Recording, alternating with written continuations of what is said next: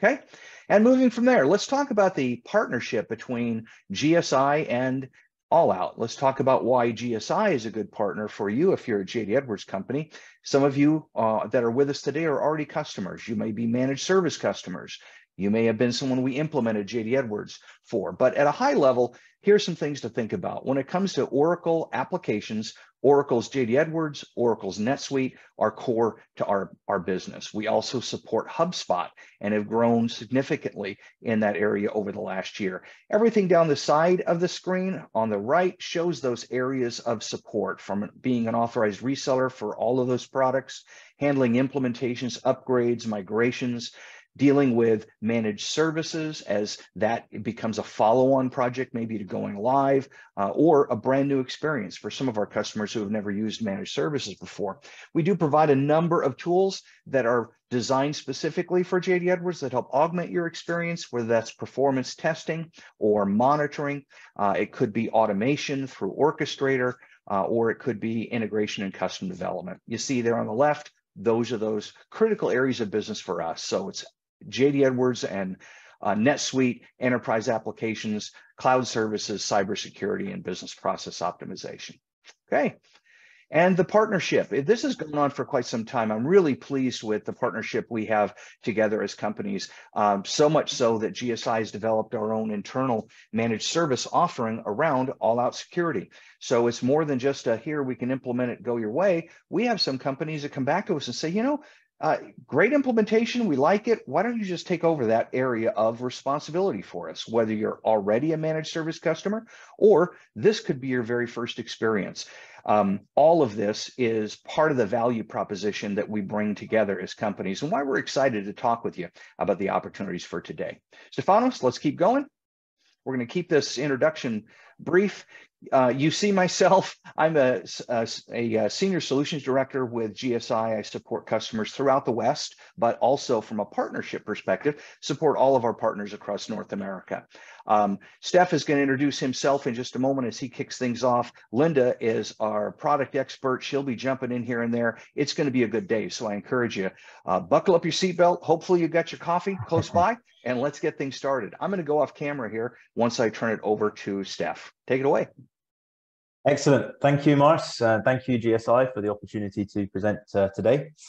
So as Mars said, I'm joined by Linda, who's our resident guru and VP of Business Success. So if your organization is looking to achieve something, Linda is the person to talk to, together with Mars from GSI. Myself, I'm the Global Marketing Manager and Partnerships Relations Officer here at All Out. So if you basically have seen me probably emailing you or at other webinars that you might have attended in the past. So it's great to be here today, and I'll kick things off just by looking at the first topic that we're going to talk about today. We've split today's presentation up into some really key security projects that you can basically do in your organization that can help you streamline your entire security process in JD Edwards EnterpriseOne. So the first thing that we started with today is denial with grant back security model. So some of you may already know what this is, some of you may not. So here's essentially a quick snapshot of what denial means to an organization. So in very high level, fraud control is one aspect of it. So many organizations choose to implement a denial model because they want to control risk in their organization. They want to avoid having any sort of the ability of being sued because you're not SOX compliant, or having your employees steal from you or something like that. That's the fraud control aspect. Data integrity is another big thing that we all know today.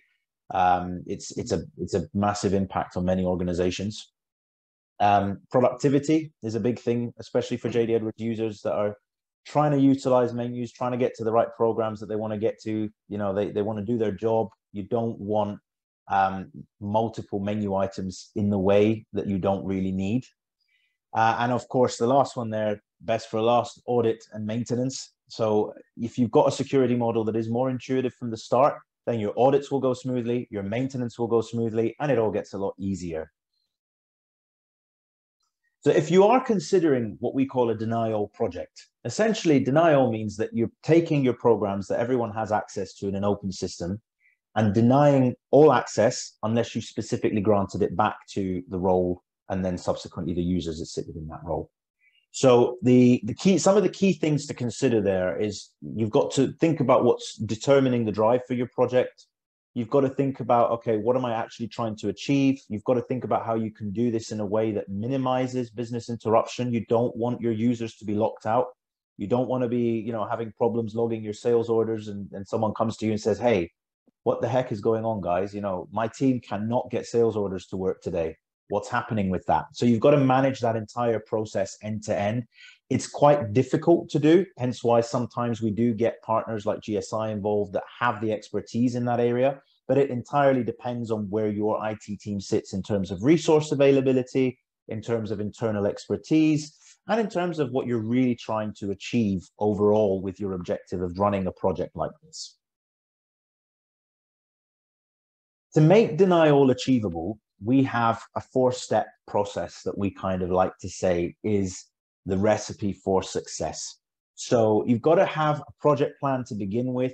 Obviously, many companies will start with a project plan, but in some cases it's quite difficult because you're thinking maybe I could make minor changes, maybe I could tweak things. That's why a lot of companies don't choose to go the deny-all route, because they think, oh, that is big. It feels like a big project.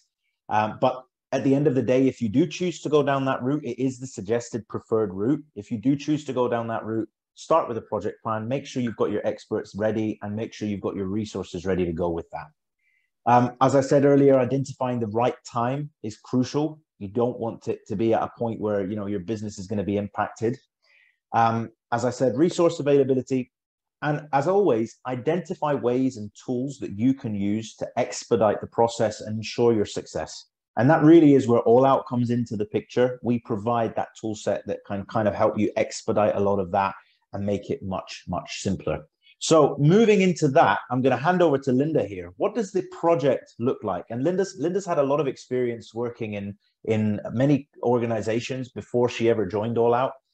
So she's got some experience looking at some of these projects as well, particularly audit and compliance projects that we will talk about in a little bit. But Linda, go ahead and tell us what's involved in a denial and grant back security project.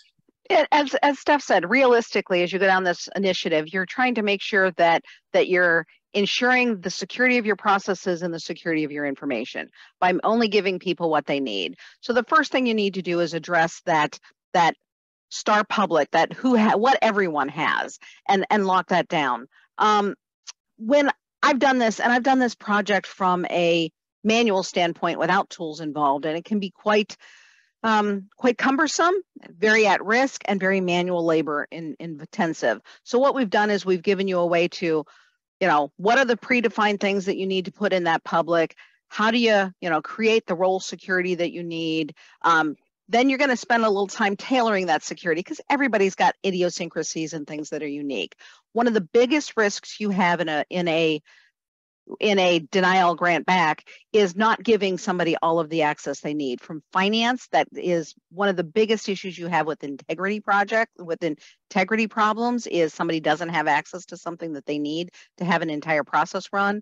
I've seen work orders not being able to be cut. I've seen sales orders not go out. People not generating supply chain orders that they need to fulfill orders. So you really need to make sure that everyone has what they need. And that can come into the predefined things that are available, the tailoring your security, doing some effective testing, and then go live. And really, this is completely manageable and completely achievable as much as it looks quite onerous. Steph, you want to hit and load the next two? There are some tips or some things, some tools that we've got available to help. We can automate some of that conversion. We've got some best practice out-of-box deliverables, and we've got reporting tools and screens that give you quick visibility to where those gaps in your security model may be. From the GSI's perspective, they're going to bring project management to the table. They've got a wealth of security expertise, and they've got hands-on resources that can backfill for your team when you just don't have enough time in the day. Go ahead, Steph. Excellent. Yeah, I think that was really well-rounded, Linda. And it takes us nicely onto the next bit. So what we've done, as I said earlier, we've looked at 3 projects in particular that we think are the sort of top things that our customers have been doing recently. And we do have a real life customer case study at the end of today's session. So do stick around to see what that looked like, as we had a customer that went through all 3 of these projects in the past 2 years. with GSI and with All Out, and their success was incredible to see. So moving on to the process-based roles and menu-aligned security. You've heard these are buzzwords.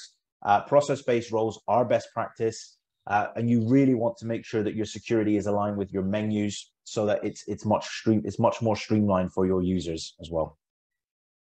So role-based menu security. What does it offer you? Again, we can look at this word integrity, keeps coming up. Yes, it does. Access integrity in this case instead of data integrity.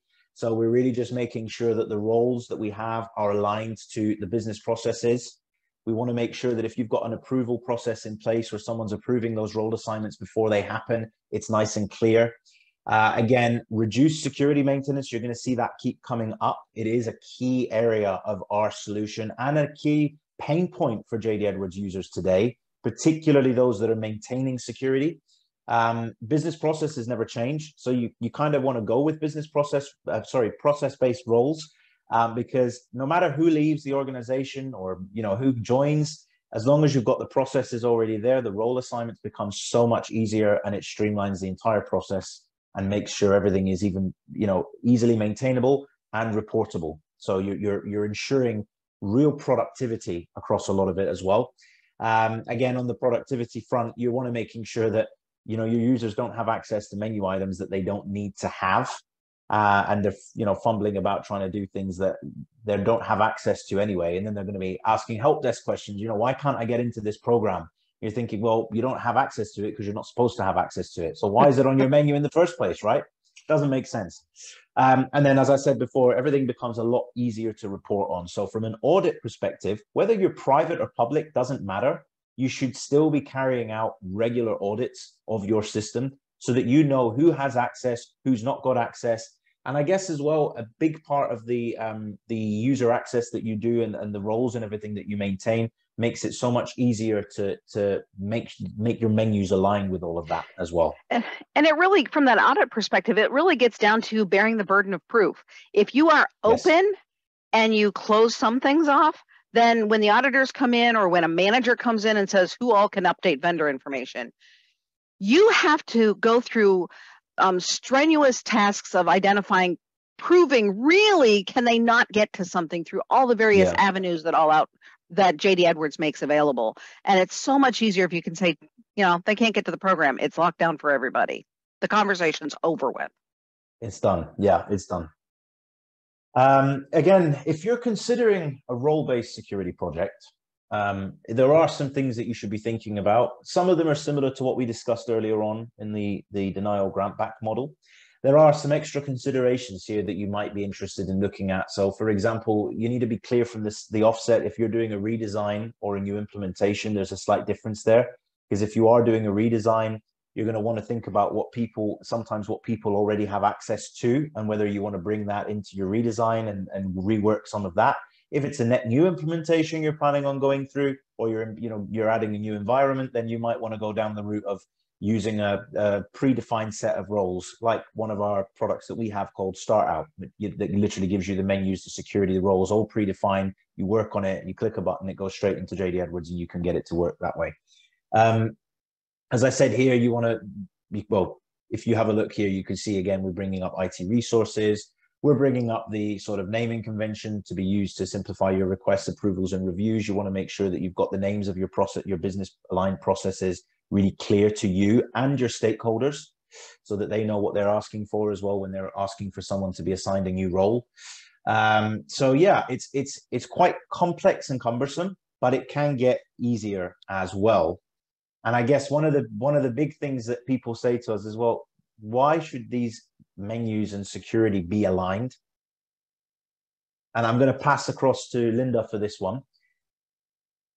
It's really going to, when you're looking at aligning, your business process, what it is you're trying to achieve with the security that's in place, it's going to simplify your business process. You're going to have less issues where somebody can do half of an endeavor. It's going to make sure that your users do have access to everything that they need. So you don't have those integrity issues. You don't have somebody who's trying to, somebody who's trying to ship product, but it doesn't relieve inventory. It's going to avoid business disruption. Things like work orders that won't generate. All of a sudden, you're not able to, I've actually had production stopped because somebody doesn't have security to that next step in the process. And it's going to really prevent, we talk about integrity, but preventing that data integrity issues, the access integrity, making sure that somebody can't accidentally update something they shouldn't, who accidentally or who didn't realize what they were doing and deleted an address book record or deleted an item master. Those type of things can really cause disruption throughout your business process, especially in JD Edwards. It's wonderful. You've got all kinds of interactive information. However, that means you've got key data points that are used across departments that may not really realize how the other one's using it. So you need to manage that carefully. Order activity rules, things like that.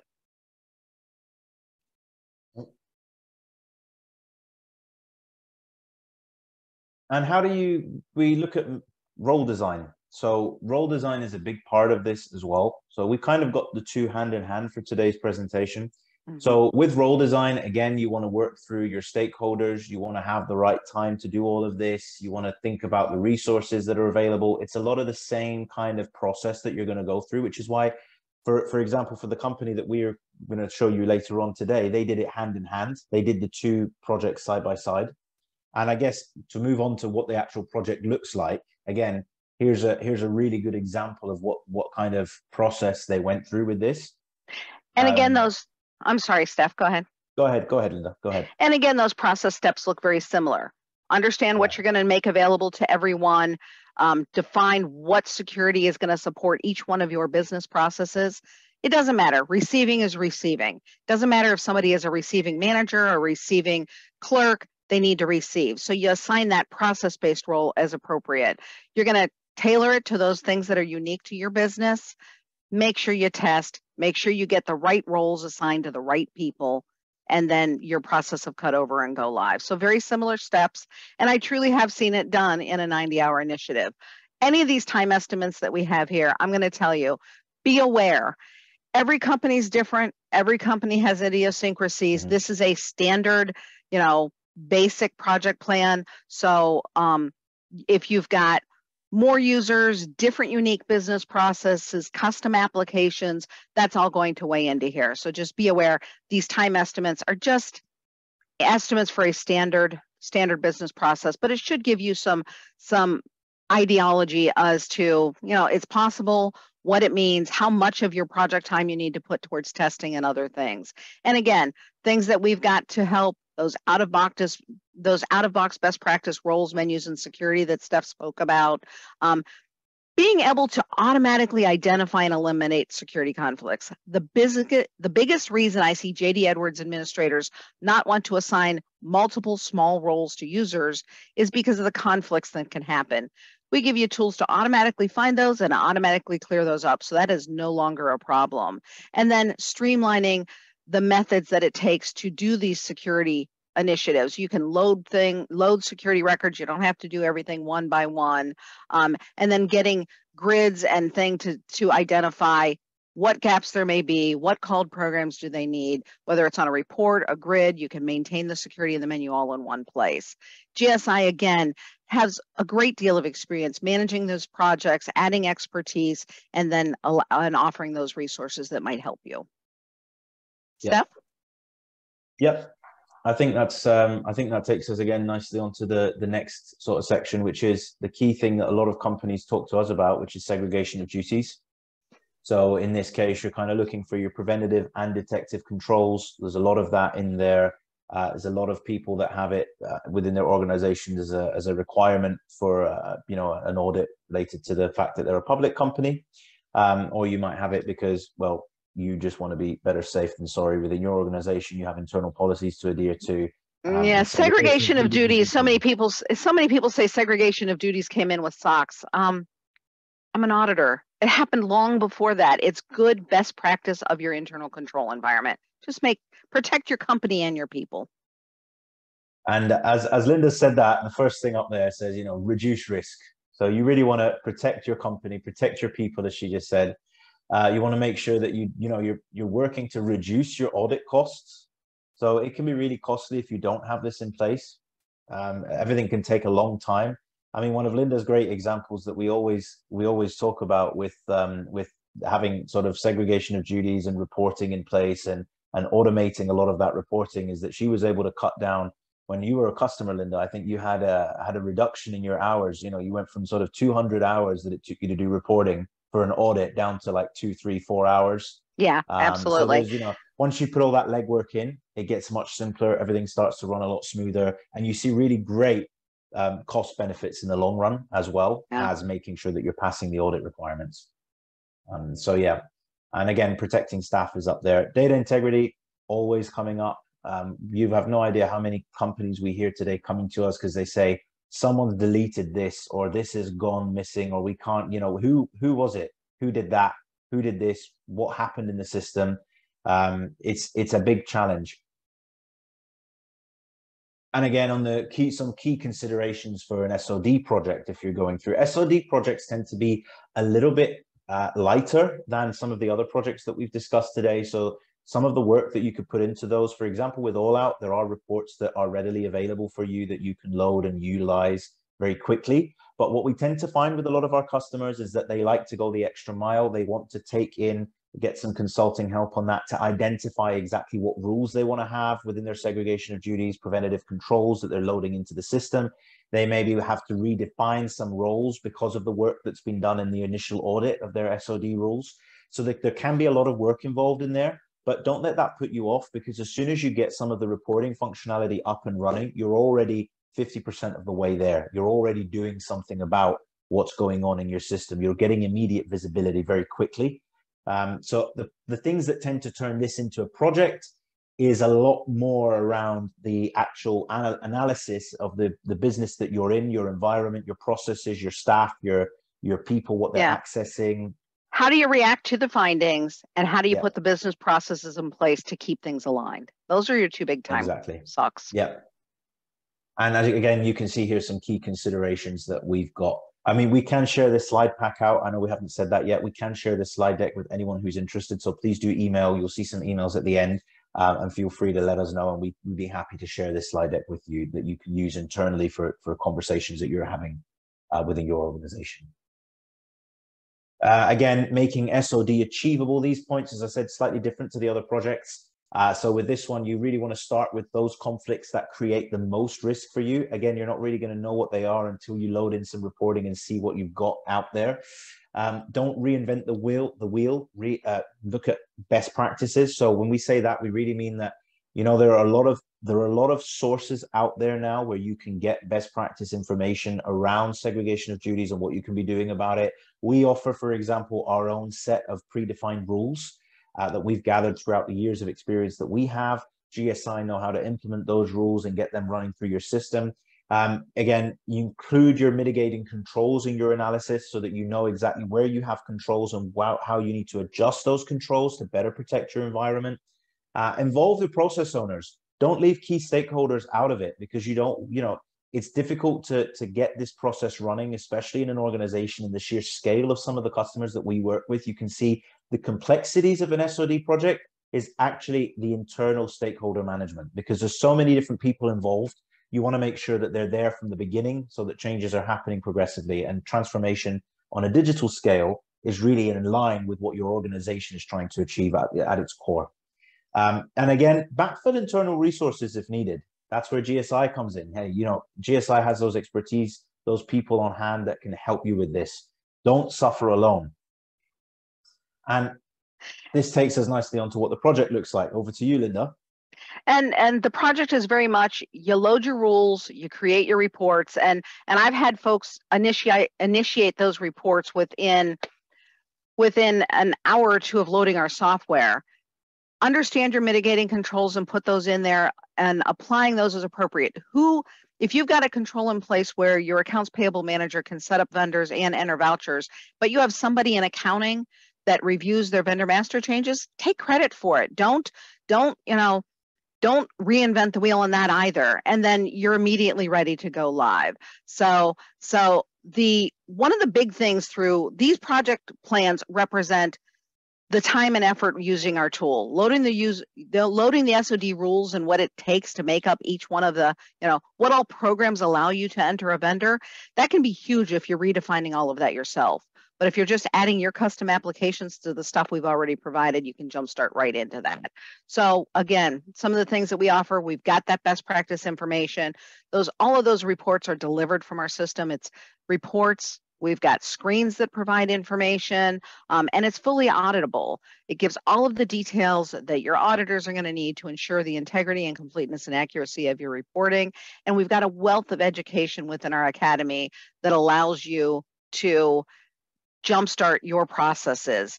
Again, GSI has done this for many of our customers, and they can provide those hands-on resources to help you through this. Yeah, I think the key thing here is the project plans that you've got today. Utilize them by all means. Have a look at them. Go more in depth with them. Get in touch with us if you're interested in finding out more about the steps that you can take within each of those projects, because they really are so achievable. And it takes us on to, we do have a few more slides here actually. I'm not sure we have much quickly. time, but very quickly. You can get quick summary information as to your SOD violations. Click. Detail, you can, come on, Steph, let's go. And you can get into the detail once you see where's my problems, drive into the detail to understand what programs and what roles are making that problem occur. Go ahead. And then understand as you're going through this that you have different stakeholders that have different needs. We've got over 100 delivered projects or over 100 delivered reports. Pick out what each one of those stakeholders helps them do their job. Go ahead. And then for the wrap up, it takes us on nicely to our customer success story that we received, which we were quite fortunate to have this week because they've just wrapped up. So Riggs Distler have successfully completed all 3 of these projects using the All Out suite, which they purchased in 2021, and that was done through GSI. So their success really is a joint effort between us, GSI, and Riggs. We basically, you can see here, they've tied together all 3 projects. They transformed their JDE security, and they had over 300 users. So it doesn't really matter where your user counts are.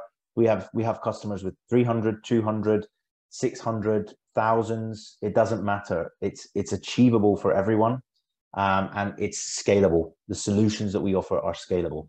So, I mean, Linda, I don't know if you want to add anything to this, because you were closer to this one. Do you have the quote from their CIO?